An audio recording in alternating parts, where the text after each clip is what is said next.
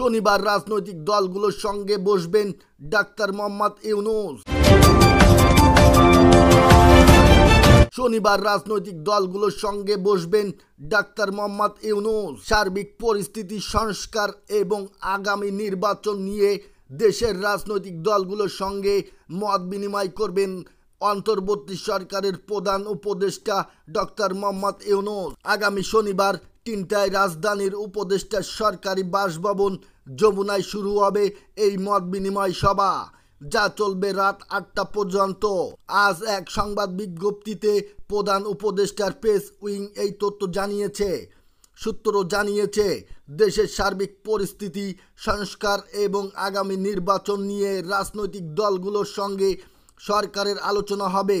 তবে আগের বৈঠকের মতো এই বৈঠকেও আওয়ামী লীগ সহ তাদের জোটের কোনো দল মত বিনিময়ে থাকবে না বলে জানা গেছে। এদিকে বিএনপির মহাসচিব মির্জা ফখরুল ইসলাম আলমগীর সহ দলটির 3 নেতার সঙ্গে সোয়া 1 ঘন্টা বৈঠক করেন ডক্টর মোহাম্মদ ইউনূস। এই সময় বিভিন্ন বিষয় নিয়ে আলোচনা হয়। বৈঠক শেষে মির্জা ফখরুল বলেন, প্রধান উপদেষ্টা আলোচনার জন্য ডেকেছিলেন।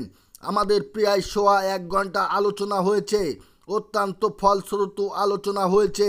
নির্বাচনের কোনো সাম্ভাব্য তারিখ নিয়ে আলোচনা হয়েছে কিনা সাংবাদিকদের এমন প্রশ্নে মির্জা ফখরুল ইসলাম বলেন, আমরা কোনো তারিখ নিয়ে আলোচনা করিনি, আমরা কোনো তারিখও বলবো না, এটা অন্তর্বর্তী সরকারের বিষয়।